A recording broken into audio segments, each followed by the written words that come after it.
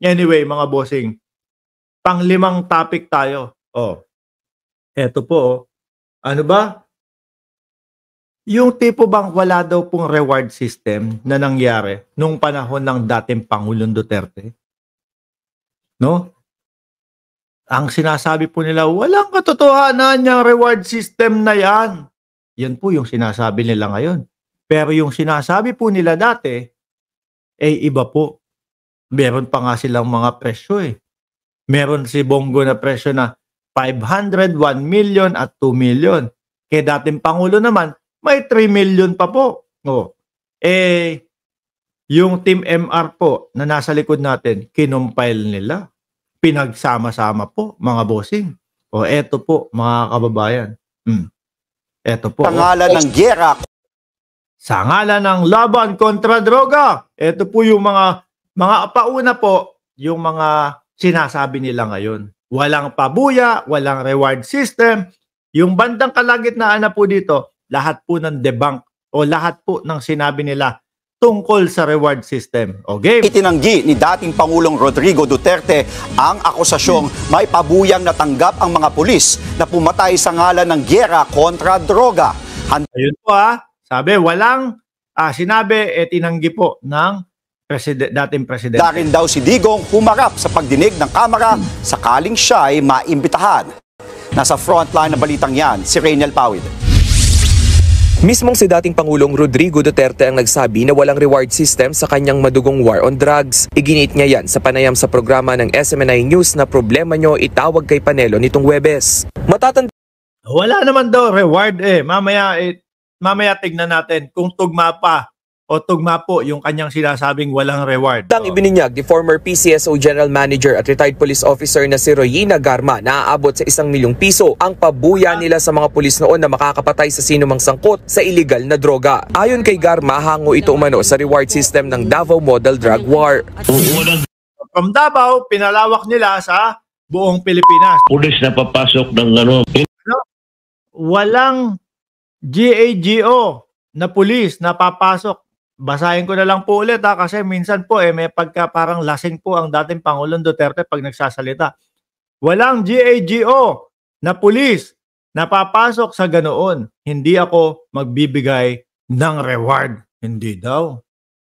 Kaya nga po sabi ko mga bossing, kung sakali na mapapasok o mananalo sa senador si si dating Pangulong Duterte, malamang ang sinabi niyan ngayon, bukas iba na ulit.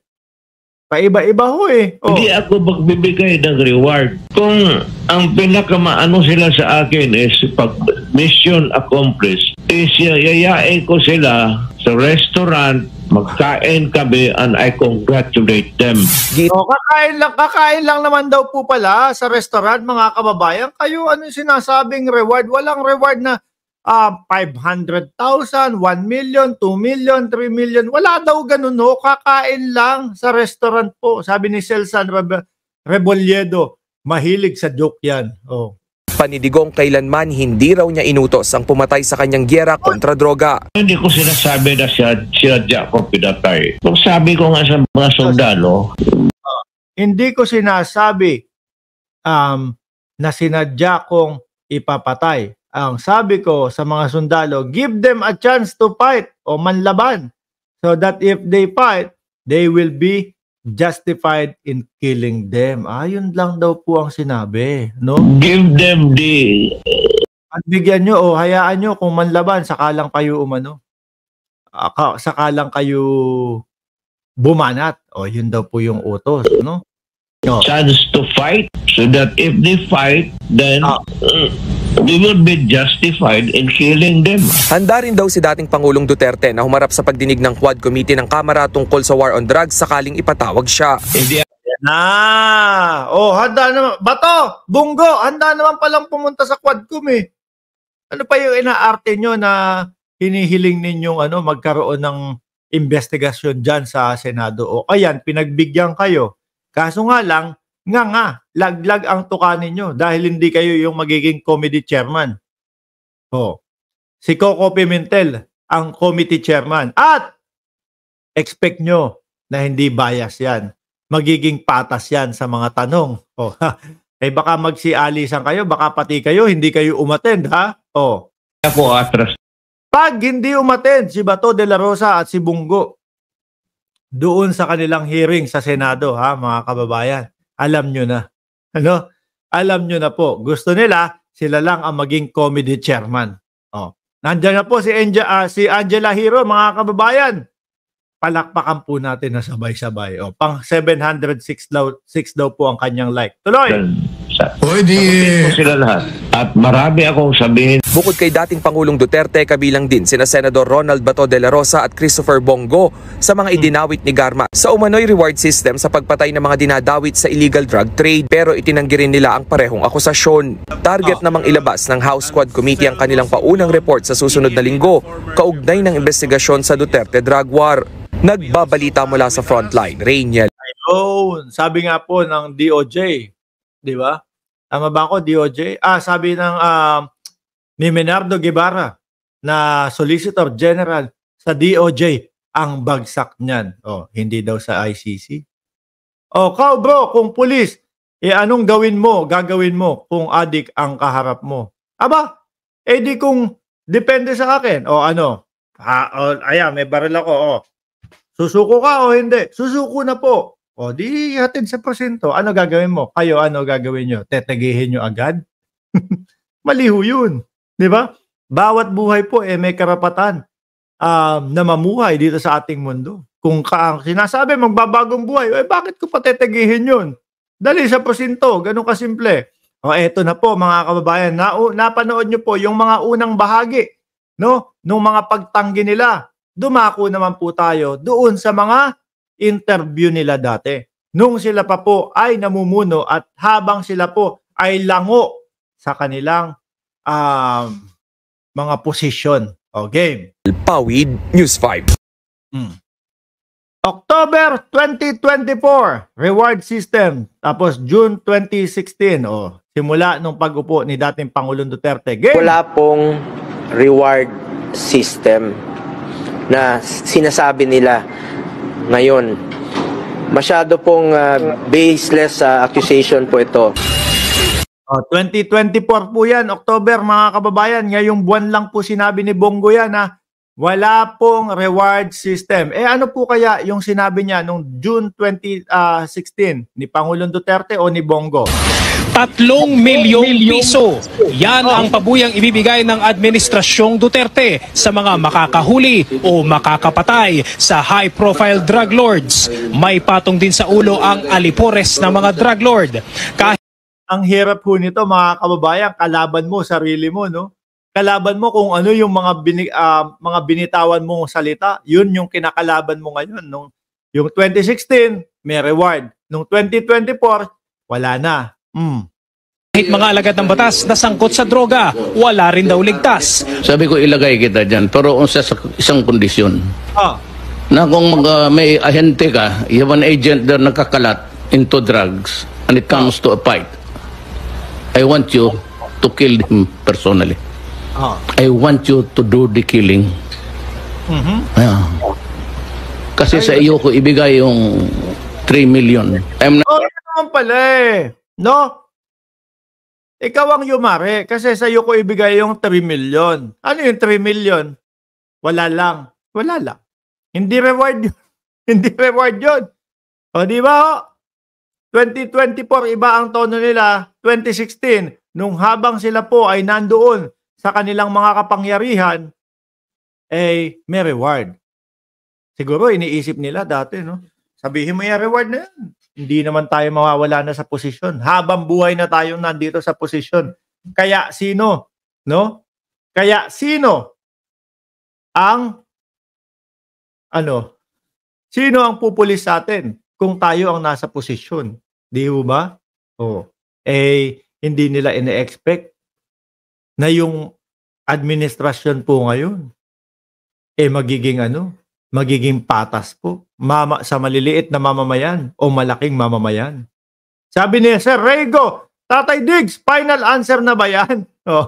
Tuloy. Not saying that you kill them, but the order is dead or alive. Nabanggit rin po niya, ito pa. O, 2019 naman po ito. O, si Bungo ulit. Nandiyan po rin po yung reward na kanyang sinabi noon.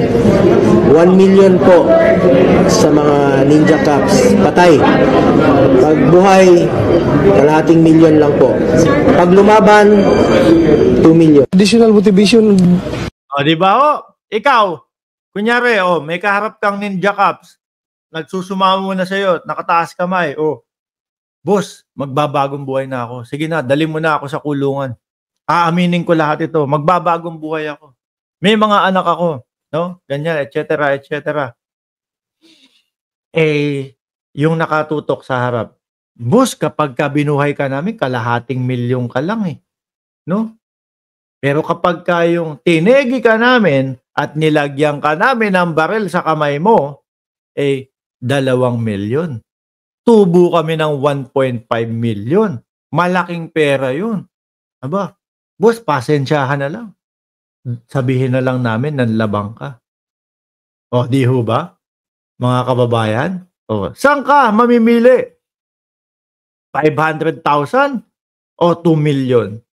Malaki ang tubo nun. Siyempre ho, mga kababayan, bawat tao, eh, may pangangailangan. Madidemonyo na yung utak nun. Di ba? Boss, pasensya na. Kailangan namin ng pera. Kung wala hong ganon, mga kababayan, yung sinasabi ni Bungo, eh malamang huyat, tara, dali na natin to sa presinto, pare. No? Para tapos na tong trabaho natin. At least nagampanan natin na humuli. Wala na pong tegihan. O, pagka meron na pong involved na pera, mga bossing, maiiba na po ang desisyon yan. Madidemonyo na po yan, mga kababayan. Diba? Sabi ni Angelito Aton, sa 2 million ako. O. Underpart yan.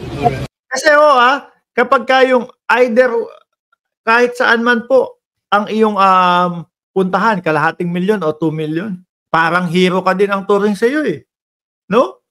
Kasi nga may basbas ng Pangulo na, etong mga listahan na ito, ganito, ganyan. Ito yung mga dapat ipayari. Diba? Sabi ni Direk Freddy, kapag kayo hindi nag-subscribe dito kay Direk Freddy, magkalimutan na tayo. Ayan, magandang gabi. Bayan, miss you, Papa Mike. Suportahan po natin si Direk Freddy Valera, mga bossing. Ayan po yung kanyang mismong, yung mismong pangalan. Yan po ang kanyang mismong channel, mga bossing. Paki-subscribe, paki-share, and like yung kanyang mga video. Mamaya po, pag live niyan, si Direk Freddy, pupunta tayo dyan at makikipagkwentuhan tayo dyan, mga bossing. No? Game, tuloy.